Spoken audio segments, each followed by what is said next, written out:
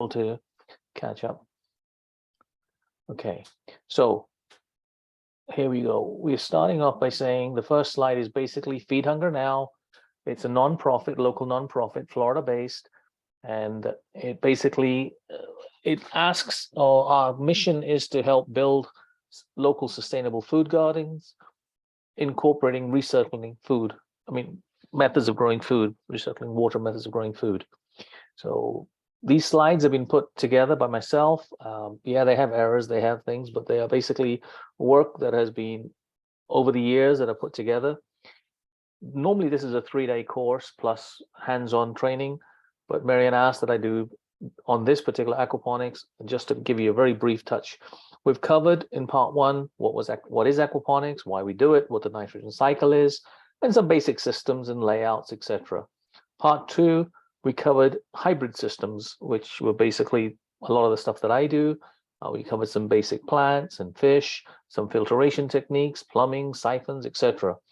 So today we're going to talk about plant nutritional issues, pest controls, what we feed the fish, seeds, troubleshooting, etc. We'll have some time at the end for questions and answers, but I'm going very quickly through the first 2 sections here. Really, these trainings have only one big goal, is to support you in growing food sustainably, food that is actually grown locally and naturally without harmful pesticides, and I would say, harmful chemical fertilizers. Not all of them, but a lot of them, if you don't know what you're doing, they're harmful to you. How? We're going to use recycling water food growing methods. In this case, we're going to talk about aquaponics. This is just a slide that basically talked about the various items that a plant needs to grow, the light, the nutrients, the oxygen, humidity that you can get into. So what is aquaponics? Aquaponics integrates 2 growing methods. It integrates aquaculture and hydroponics. Aquaculture being the farming of aquatic animals, fish, shrimp, etc. Hydroponics being growing plants with nutrient-rich in water. Basic aquaponics system, a very, very basic system, is basically a fish in a tank. They get pumped up. The water gets pumped up through a pump. It's taking out the ammonia, which is the fish waste. That fish waste gets pumped into filter systems. In this case, they're using media beds. Those media beds, beneficial bacteria will attack the ammonia, will help it create nitrates and nitrate and nitrates, which the plants need, nitrogen, to grow basically, and they will return the cleaned water free of ammonia back for the fish. Continuous loop system, so survival, symbiotic relationship. Different methods of growing aquaponically. There's a raft system, media system, vertical grow bed system, wicking system, including recycling water, watering plants with the aquaponic water. The picture is of the zero lot, which basically created to show some of these systems. Here was a diagram that I'd shared of the basic University of Virgin Isles aquaponic system, which many, many people trained on a 5-day aquaponic course that showed this was really geared for fish production, 95 to 97 fish production. Plants were subsidiary. So basically the 4 rearing tanks with the fish, and the rest was just like a filtration system that was being used in plants. Hybrid aquaponic systems then introduced various types of media and different ways to grow instead of just a raft system. And there's various examples that we covered. This was my aquaponic system that I had at one stage, quite detailed, quite, things, but it was simple to operate, but it just looked awkward when you came in. Once you came and volunteered or looked at it, it turned out to be pretty unique system that you could use very efficiently. These were the type of fish we talked about, roughly: koi, goldfish. There was a hobby fish, or you could have edible fish, depending on where you were and what permits you required, and your weather, etc. Talked about media system calculations, basically what size of fish tank do you have, how many fish do you have, what type of ratio would you maintain to grow your vegetables or plants, etc. Talked about important water tests that you needed to do in aquaponics. Basically, there weren't too many. It was chlorine free, and you had to provide oxygen. There are 3 essential water elements that we would check each time. It would be ammonia, nitrite, and nitrates. The Next question we had done was dissolved oxygen, which said that we really need to provide as much oxygen in aquaponic systems, both to the fish tank as well as to the plants. The more oxygen you can provide, the better.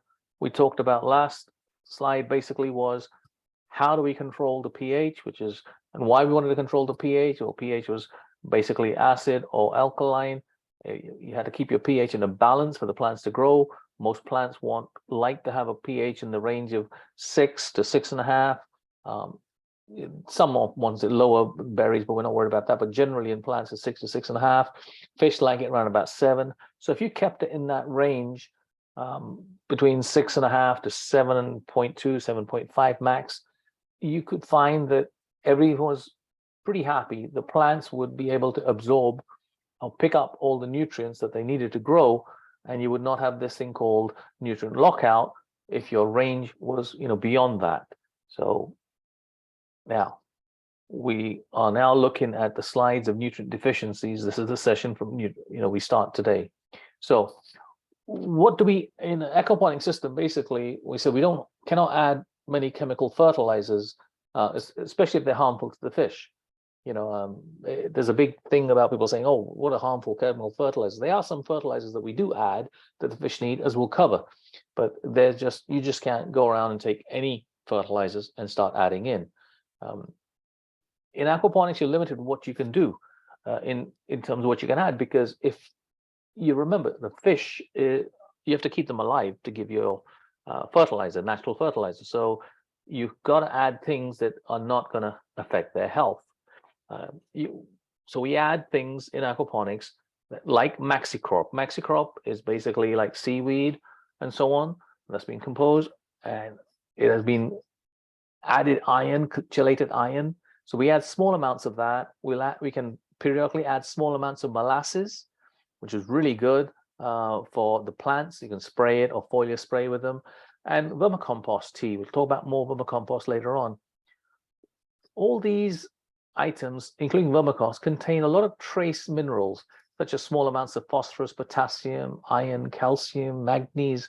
Now, these aren't the base 3, NPKs, but they are the other minor items that your plants need. Your fish feed will also contain a lot of these nutrients, depending on the type of fish food that you give. Now, we always check. After we feed something, I introduce different feeds and so on to the fish. I'm always going to check my water in terms of the pH, because if certain feeds dramatically change the pH of my system, or the water system, or the water chemistry, I want to be making sure that I avoid those, because I don't want to have nutrient lockouts in my system, so my plants will not be able to absorb, those nutrients. So I add, one of the things that it's important to add periodically is chelated iron. This normally comes in a powder form. You can get liquid nowadays. When I started this 2008, 9, 10, in that era, there were not many chelated iron or many of these products available. So as I said, this is, a process of me building on this for over years. So, some of the items in here that I'm saying, yeah, you might be able to get, liquid forms now. I just find with powder, I can make a lot more than you ever get to in a liquid. So, but with chelated iron, you can normally add in very small quantities, like depending on the size of your system, half a teaspoon or a teaspoon mixed with it in a bucket of water. That will give you a good basis for adding nutrients to stop the yellowing of your plant leaves. It's generally considered harmless to fish in small quantities. An established system where you're growing vegetables year round, you may want to add a spoon, depending on the size of your system, quarter spoon, half a spoon, periodically. We also add some calcium and potassium carbonates. These associated chemical fertilizers, the calcium and potassium carbonates, because they also help the plants, the base other elements to you. And once you add them, you do want to check for your pH periodically. Calcium is very important to any plant growth as well. The other natural means of getting calcium are things like eggshell. So long as after you got your eggshells, and you can boil them or put them in an oven and so on to kill out all of the liquidy bacteria that might be left, or yolk that might be left, and then crush them, put them in a bag if you want, same as seashells, bone meal, coral sand, all excellent things you can add to your system that help you get calcium in your system as well as control pH. Potassium carbonate is why we add that more as a carbonate, because it's water soluble and it's available at most of your gardens. I suggest you go to a good aquarium store. You only have to apply a little at a time, a quarter spoon, half a spoon, depending on the size of your system. It's a 200, 300 gallon fish tank, maybe a 400 gallon, 500 gallon grow bed. That's 2 grow beds. Half a spoon every 2 weeks would not be a bad idea. Now, you can also put a lot of the eggshells, etc., in a bag that you can remove if need be, depending on pH and use. So why do we have to add these items in aquaponic systems to help? Well, this I've just taken from Friendly Aquaponics. We spoke to them in their microsystem many moons ago with Susan Friend, and they basically said, hey, these are 3 safe, non-toxic, non-caustic elements to your system, because they're not always in huge amounts in your fish food. The fish food has some of the items in it, but the iron is necessary for the hemoglobin in the fish's blood, which provides the fish the ability to make the oxygen that they need. The fish use the potassium and calcium from the fish food to make scales, bones, teeth. As a result, there may be very little of these elements left for the plants in your system. So when you adjust the pH of these two, they have a secondary benefit of providing calcium and potassium to the plants as well. And I, will provide you the link if you want. They're still available to that system. I also add banana peels, for example, to media beds and so on. That's the stones, etc. Excellent source of potassium. All right, so fish food, we talked about what's in there. Well, what type of fish food? You can have commercial fish food, which are flakes and pellets. You can have home garden food, things like leftover rice, greens, duckweed. You can have natural food the fish get, the bugs, the flies, the insects that go on, and as well as, again, commercial feed, which is normally organic feed. A friend of mine had left aquaponics, came back when I came, started, and we chatted, and I said, why don't you go back to what you were trying to do, which is organic feed? So Patrick McKee, he went in and he's now does organic feed, and that's a big industry for some who want organic certification and also want to have the organic feed. It's not necessary, but for some diehards that is there. So what are we looking at? Commercial food.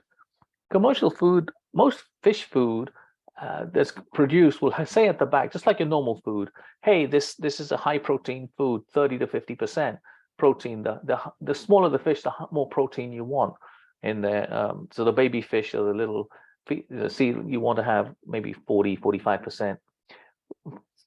And then you can lower down when they get much bigger, much higher.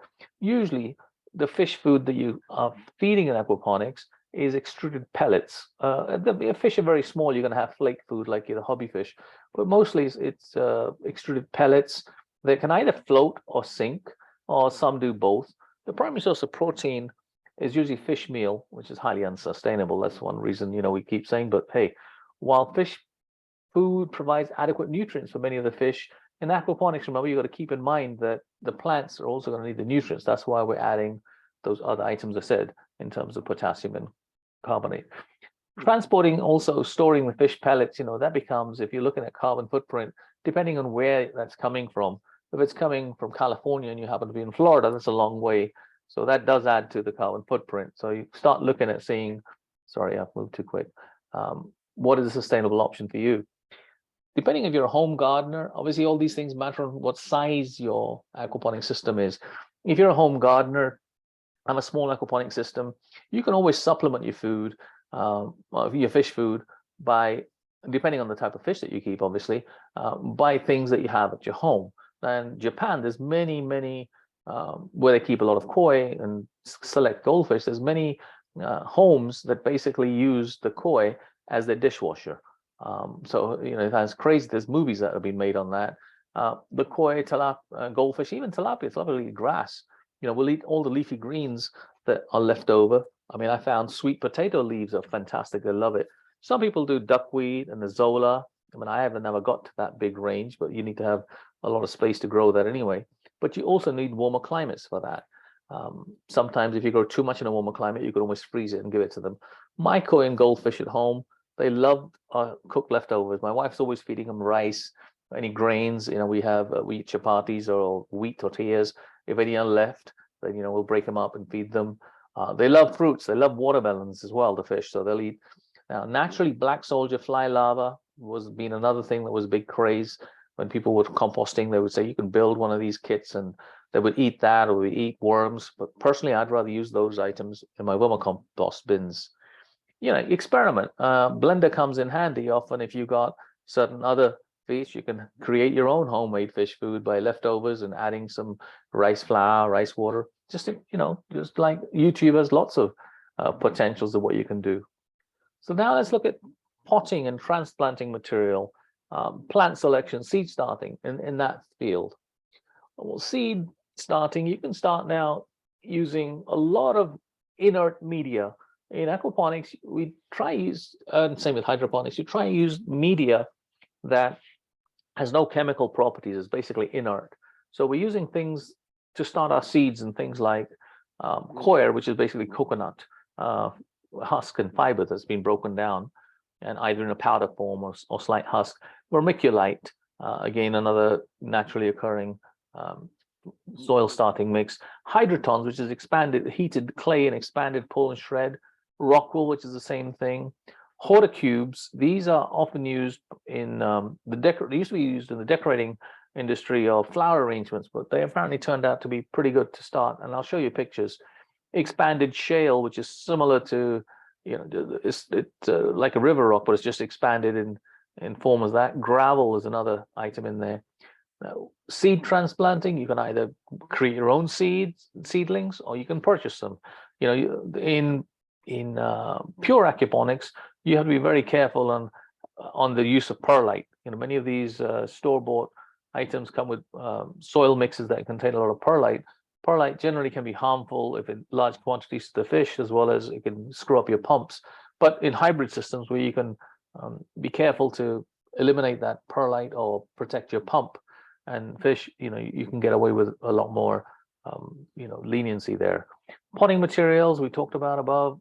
Plant selections generally in aquaponics and recycling methods of this, you're using things like leafy greens, tomatoes, fruits, cucumbers. We'll have a slide covering a lot more in detail. So we're talking about what is coir. I just showed you coconut bricks. They come in either bricks or they come loose already. When you get the brick, you basically put it in a container and put in some water. Hopefully it's got chlorine-free water, or water that from the fish tank would be good. Vermiculite, you can see, is another form of broken up soil that's inert, or hydroton, which are those little clay pebbles that you might see that again are inert. Other materials, we talk about rock wool. You saw this expanded clay that's been made in balls of different sizes. Sometimes people in hydroponics would take a small one of those cubes to start seeding, and then put it into a bigger one and a bigger one. That's just how they do. The horticubes I showed as the example below, when they use material like that for flower settings, they've actually got sheets in them where those fit particularly straight into the grow area that you've got, and you can plant a seed or two right in those and use them. I talked about the expanded clays and so on, or gravel. You can see all of that. Leca, they call it, or hydroton. So what are seed and seedlings? Okay, so onto your extreme top right, you will see a variety of seeds. You can see corn or maize or cumin. There's different seeds. You can see a whole bunch of them. Seedlings are basically at the bottom, the center bottom screen. You can see when you plant a seed and it's growing up to various stages, and you see the final picture looks like a bean. That is a seedling of a bean going. And I've got some pictures here just to jog memories at the moment that when I come on to the next slide we'll talk about. But also when a seedling grows into a plant, it talks about various seeds. You can see a plant growing, see where the roots are going. Now this is not in aquaponics, but again in sort of the soil you can just see what are the roots. People call it tap root, what's a primary root, what root hairs are there. They're all to get basically the oxygen and the nitrogen for the plants to pick up. You can see the base stem they're talking about, portion of this below the ground or below the water. Then above, you can see where the ground tissues are, the various nerves of the system. The fruits contain the seeds normally. The leaves, different leaves, nodes. So many things to go over when you start looking at that stuff. but it gives you an idea that, hey, plants are a little more complicated than just looking. Oh, the top caption, by the way, was, hey, don't, basically saying don't judge, your day by the harvest you did, but judge by how many seeds you planted, because that matters. Now in seedlings, we're looking at what is a seed, an embryonic plant. Germination, the process in which the plant emerges from the seed. And we talk about that when you saw the seedlings, could be young plants. Flowers, reproductive organs of the plant, and they then lead to the fruits, which are the seed carriers developing after the flower has been fertilized. You've got bees, birds and bees that do that. Plants have different life cycles. Sometimes many are termed as annuals, which means you germinate them, they'll grow, they'll produce a seed, and then they'll die. Or perennials. Once you've planted them, they can keep growing every year depending on the water temperature conditions, etc. Examples: annuals, lettuce, corn, melons, peas, beans. Lettuce you eat before it goes to seed, obviously, but if you leave it, it's going to go to seed. Same with corn. You eat it at a certain time, but the corn has a seed. And perennials, eggplants, chives, oregano, mint, sage, tomatoes, and peppers. People normally take out all these things every year and plant them again, but you're gonna actually, I don't cut my eggplants. I'd leave my eggplants. But tomatoes, I normally have a season of them, but peppers I don't cut. Normally I'll cut them down and grow. So I don't have to replant each year. Unless I want a different variety. But yeah, so you can imagine. My mint goes away. If I leave it for a while, I'm lucky enough, it'll come back. Florida's a little more challenging, but you can see obviously that they are different perennials and annuals. So you get to know the plant. Planting and grow bed layout. Now it's essential before you start planting seedlings and so on. Even as a home gardener, you've got to have an idea of what you want to grow, how much of it you want to grow, and how you want your space requirements. And you want to stagger your plants coming in, so you don't plant everything straight up. Or you want spinach, okay, in the cooler season when it grows. You don't want to plant all your spinach the first week and then be done. You want to maybe plant 30% one week, or another 20%, 20%, and so on, and until you know the season's almost over. I just plant a few more. That way you'll have that in that harvest season, you'll have some good plants growing through. Plus also you've got to start thinking many companion plants. We call companion planting, but it basically one plant will help the other. Like basil helps tomatoes, or marigolds help tomatoes as well, because they'll attract certain insects that are harmful to the main plant. So you learn and do a little bit of studying of what plants one can plant both in a container environment or in a small environment that will help and be beneficial to each other in growing. Now, the more diverse plants you have, you're going to attract different pollinators if you have fruits and so on. So, do some form of plant diversity at home, especially.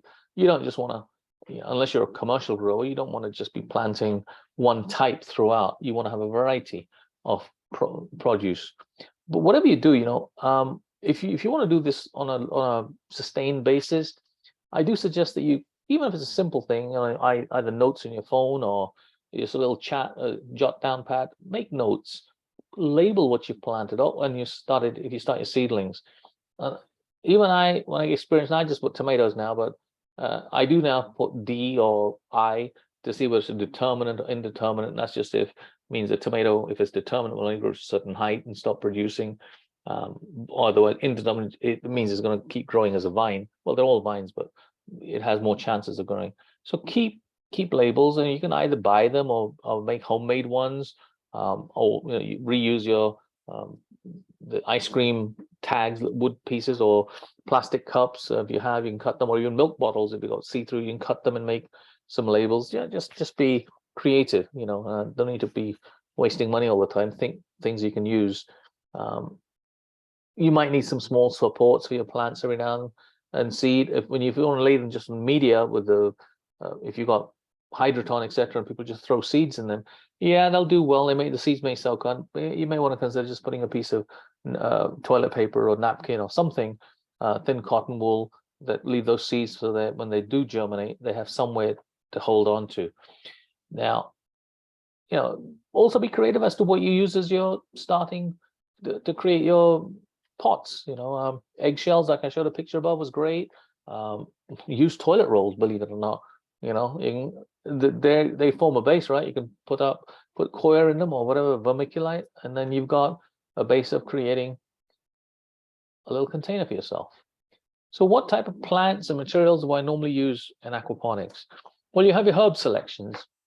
That's just a limited range I've given you that do pretty well in aquaponics. You've got basil, cilantro, parsley, mint, sage, oregano, rosemary, lemongrass, chives, watercress is great. I've got bay leaf. Bay leaf really is a tree, and same with curry leaf is really a tree.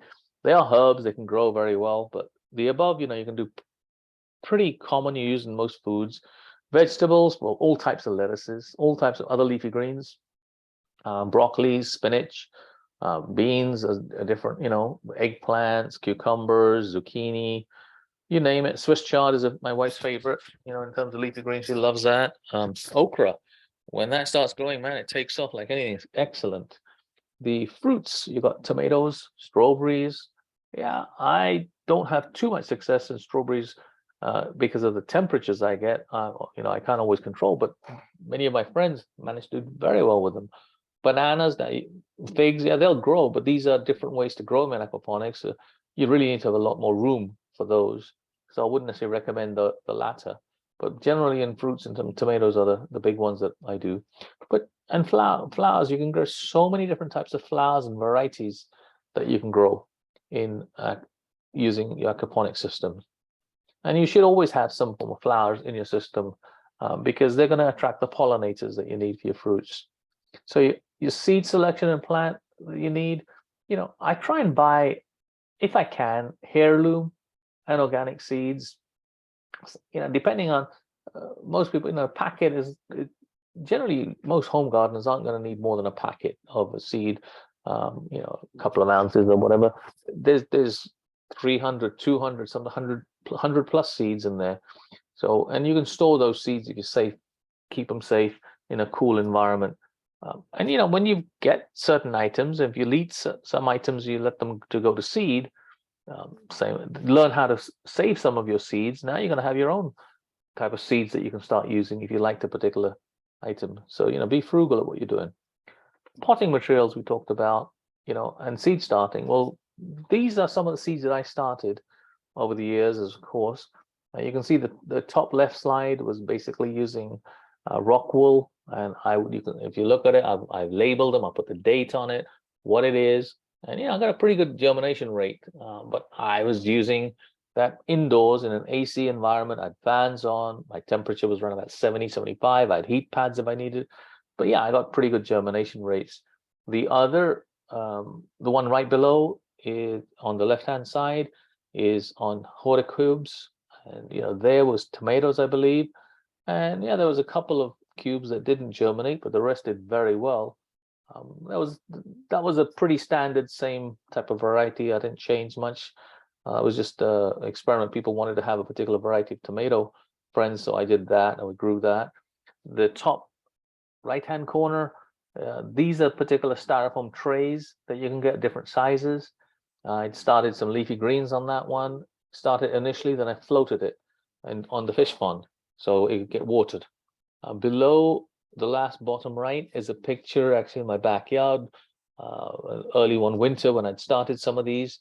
You can see I've got different seedlings, different varieties, different labels I'll put to start growing.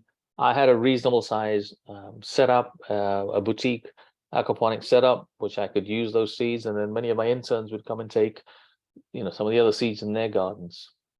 So, you can be creative, and you don't have to grow that many seeds. You just made a smaller one, depending on the size of your garden. I mean, I had a big garden, a big training garden, boutique garden where I experimented. So I grew a lot, but you may only need half a tray, a quarter of a tray for what you're growing. So now we come on to this favorite topic called vermicomposting. So what is vermicomposting? It's, basically, this is the process that Mother Nature has provided us of breaking down our waste materials, edible waste materials. Every time when we at home make a salad or we peel, we peel apple or we peel some fruits, we're left with, stuff that we don't use. And many people just throw it away in the garbage. Well, if you were to save that, or when you're in the garden, you're taking in not disease, but hey, this lettuce leaf is torn, doesn't look so good, or I'm not eating the end of the lettuce. You take that material and you put it, you start composting it, you build a worm casting bin, wormicasting, you add some red wigglers to it, or white worms and earthworms. You get special composting worms, and you'd be surprised. You give them some bedding, you give them a home, and they'll produce for you what we call black gold and other, nutrients that you can use. They'll produce what we call vermicast. And you can see what, and different types of, composting. You're going to hard composting. I'm talking about a particular composting or vermicomposting. You do soil composting as well, but this is vermicomposting. That black magic, and you can look up how to do that. I really suggest everyone does that. That vermicast is so powerful. Literally, it's black gold. It's one of the most powerful fertilizers you're ever going to come across. And how do I combine that in vermicomposting? I said you add that. Aquaponics, I actually built a system for someone. We commissioned it for the Women's Rehabilitation Coalition Center just on vermiponics because they didn't have the skills, or they didn't want to, we couldn't afford to have the time for them to learn the skills of keeping aquaponic systems. So we said, how can we provide just a system for them to be used very easy? And we decided to build a vermiponics system, which was substituting fish for vermiponics. Basically, worm castings, you make a tea bag, you put one of these paint strainer bags and so on, put your vermicastings in there, tie them up and soak the bag in the water tank. You have to aerate that water, just like you're aerating the fish tank. So that aeration will start creating a compost tea. And the water pump compost tea, you can take some of that and spray it to your plants, and so on. The tea, then when you're making the vermicompost, you can add that additional to your boiler spray. Your plants take water up, nutrients up a couple of ways, right from the roots as the water's coming, but also they take it when you're spraying them, with the nutrients and so on. I add maxi-crop and iron kelp. This one people don't know. Epsom salts. That's a magical blend. Epsom salts. You can add a spoon or two every other week to your tank, and also in your spraying foliar spray. Amazed at the growth of not only the greening of the plants, but also the flowering growth that you'll get for your tomatoes and cucumbers, etc. These are soluble natural fertilizers. Remember, all the fertilizers have to be soluble in the water to apply. Now, I'm saying add a few guppies, goldfish, and koi to the water tank to increase your nitrogen. So we started off as vermiponics. Now our system is natural anyway. At this stage, you could have added the guppies, kois, and that would have increased. They didn't get to that stage, but this is telling you. So whenever possible, make your own worm castings using fish waste rather than animal manure, and adding such things as azomite, which is basically crushed mineral salts, from huge, many 30, 40. I think the azomite is about 60 different mineral salts that you'll get, which are essential salts that you really need in, that haven't got washed away that you need in the plants. And crushed eggshells, a great way of either drying or crushed eggshells. They're going to give you that calcium. Why use fish waste and not? Yes. Somebody asked if they could add oyster shells for calcium. Yes, absolutely. I put the oyster shells in a bag, like a fish paint strainer bag, and I'll put them in there. And depending on the pH and so on I can either reduce or increase or take them out. All of that. Yes, absolutely. They are a very, very good source of calcium. Why we use fish waste? I prefer using that than animal waste. I won't use animal waste in my aquaponic systems or vermiponics. Animal waste is normally hot-blooded. Fish are not hot-blooded; they're cold-blooded, so less chances of E. coli, etc. And break down much easier. Animal waste, you've got to wait for months for it to break down before you can use it as fertilizer. Black soldier fly also provide excellent vermicast. Often in Florida, sometimes it gets too hot, and I see my worms kind of squirting down and so on. But I also see black soldier flies develop. And yeah, I can feed them to my fish, but you know what? They eat the waste material and provide me vermicast far quicker. So, why am I using recycled water systems other than the fact that it's saving of precious resource, nature's precious resources? And you know what? Plants grow much faster in the recycling water system because I'm not having to put extra nutrients in every time and losing that water. You can see that they're getting constant water. The picture to the bottom left is from one of the farms that Martha Stewart, I think, visited in up at New York. One of this farm won lots of awards, and they were very, very early systems in aquaponics. I visited them, they came in, oh, you took pictures and some of the fishes I had, and they went through and shared a lot of ideas with them. I'm very happy when I went to visit them at that time. We talked what we were doing. So plants like recycled water systems because, and I'm saying aquaponics here, but aquaponics is part of recycling water. Constant supply of nutrients to the roots, constant supply of water to the roots, constant supply of oxygen, less effort the plant has in putting out roots, just finding everything straight through. Water's coming in, it's picking it up. Energy is going up and not down. Mostly so the plant is going up and it doesn't have to go all the way down to find water. Plus there's really virtually no competition for weeds, right? In the soil, there's so many weeds you're pulling out. Here in a recycling system, either it's in a little net pot or it's in a media bed, you don't have too many weeds. In aquaponic system, the following amounts influence the type of nutrients that are available to your plants. Obviously, the density and the size of your fish population is going to influence, how many nutrients you have. The temperature of the water. In colder months, if the fish don't eat a lot, you're not going to have a lot of nutrients because they're not going to produce too much waste. As opposed to in hotter months, it could be too many nutrients. The amount of uneaten fish feed in the water area, that could turn to foul. The availability of beneficial bacteria that you've got. How many places have you provided? What filters have you provided for beneficial bacteria to live, to be able to eat that ammonia and provide, break it down into nitrate. What media do you have present? And what's your water flow rate? How fast is, also how many plants do you have in the system? Pest controls and health issues. I said, this is going to be a fast issue, so you can always come back and look, but I'm just giving you some bullet points. This is a 3-day course, and we go through whole, and you've had hand holding, and you've seen the system, but here is going through. So no harmful pesticides or chemical fertilizers that are not safe for the fish. Obviously, they're going to die otherwise, and they're not good for you. Believe it or not, neem oil, I can't use a lot of that because if I use a lot of them, my fish are going to die. Although neem oil is fantastically safe, so you just got to be very careful as to what you're going to use. And fish are a canary. If they die using it, what the technically, so why should I be eating that much of it myself?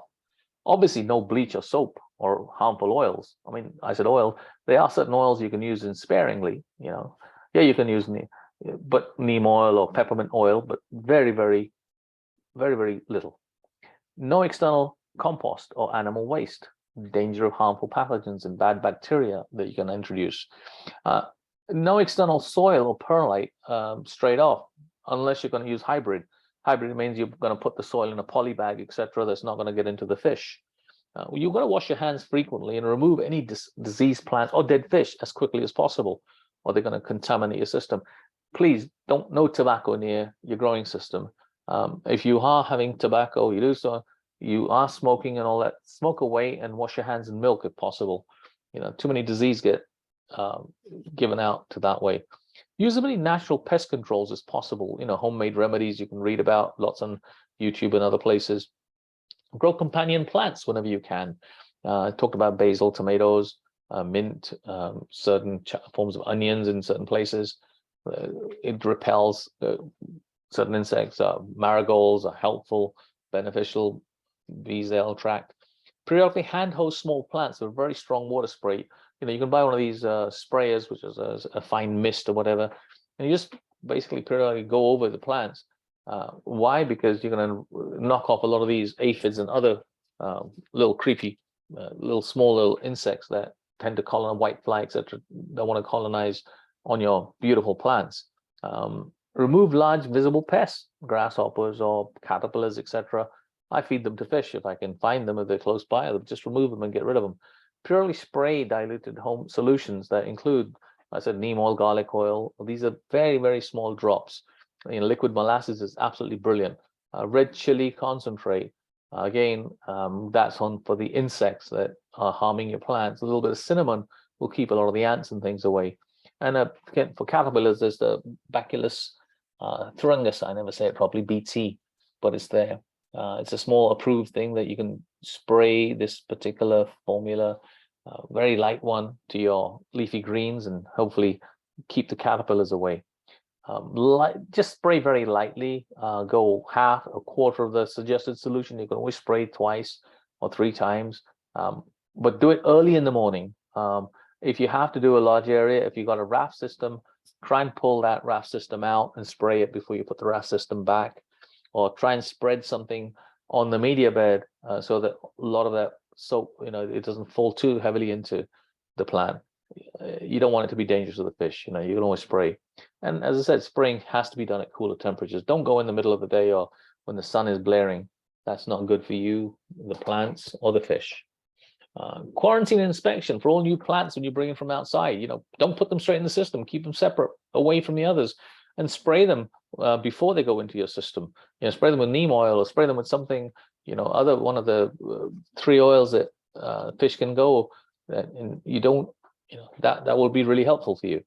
The manual remove dead leaves, etc. You don't want to be. Whenever you see any of these items, you can just take them out and clean. You got to do a walkthrough almost every day, every other day, whenever you get a chance. Introduce beneficial insects if you can. I think can buy these things right from you, ladybugs, etc., depending on your size that you have in your garden, or you plant various pollinators and attractors to have these items coming in. If you got the land and you got the time and the inclination, consider keeping bees. They're fantastic to pollinate, plus you get honey.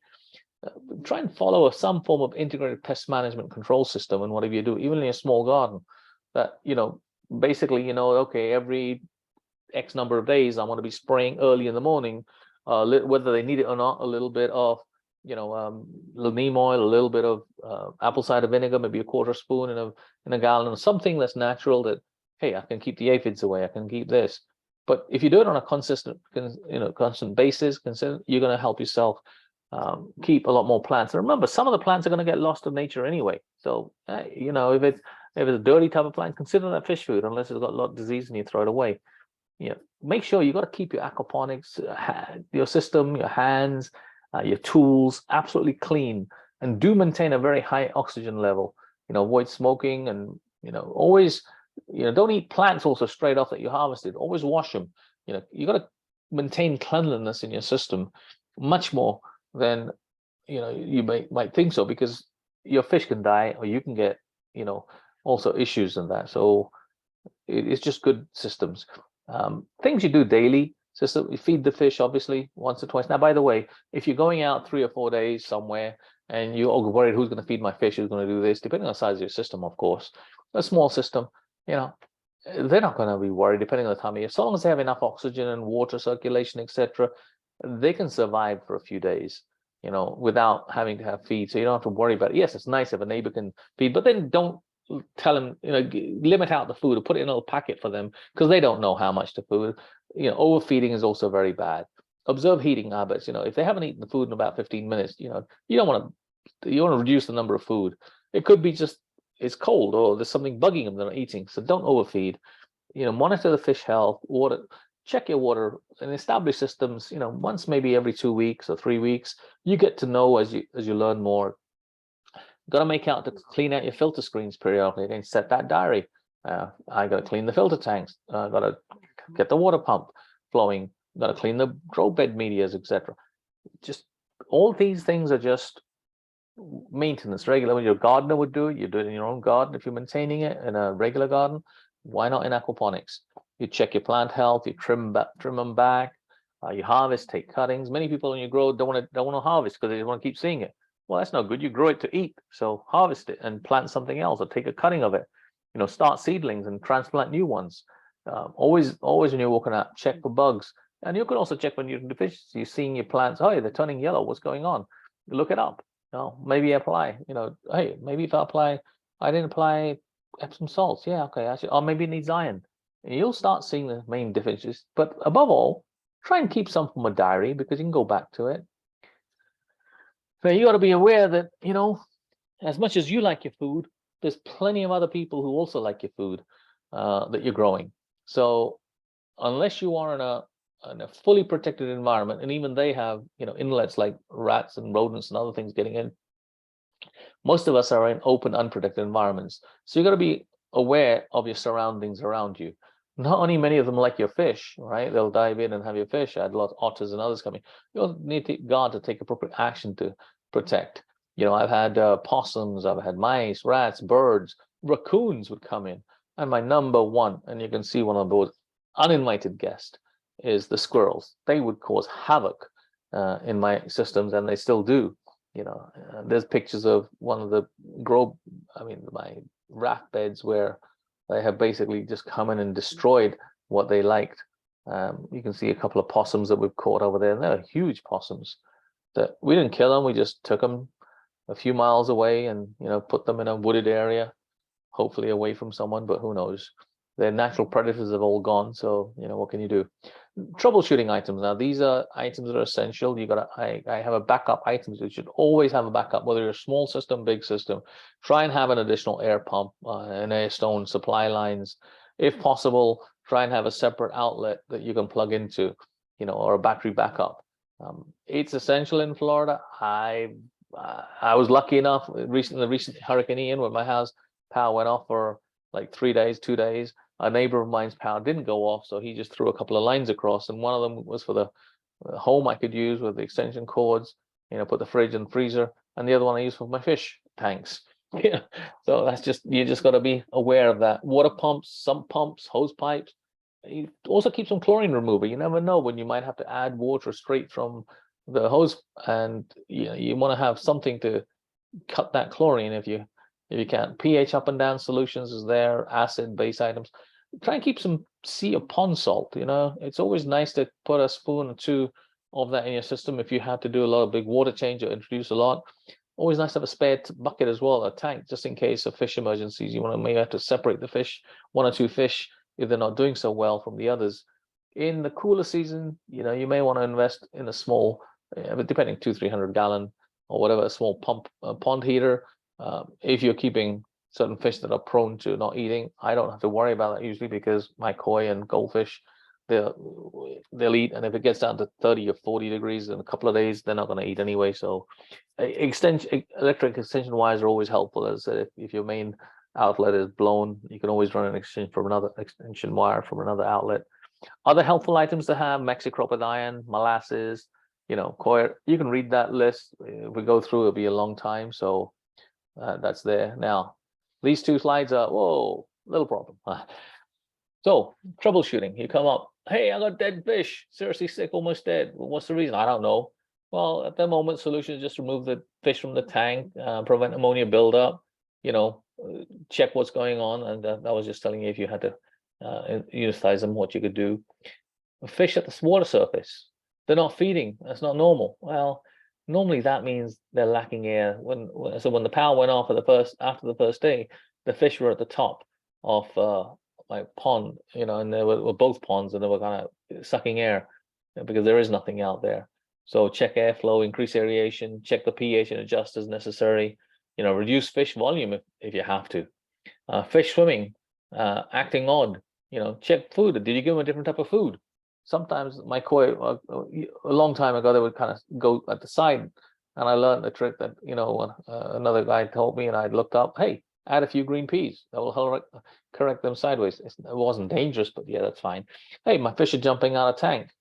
Hey, 2 water high level. Oh, it could be. Have you checked the plumbing? Is there a shortage or something? Poor water quality. So there could be a ground short. Fish are not eating. Lower temperatures. You got to realize, what's the temperature? What is the normal range for my fish to eat? Stop feeding, of course. Is it pH, water quality? Sometimes, look around you. Hey, there's a couple of hawks sitting upside. They're not eating because they're afraid to come up to eat. Fish disappeared. That's what we're looking at. Bird attacks, quitter. I've had that happen. I've seen a lot of the time it's come in.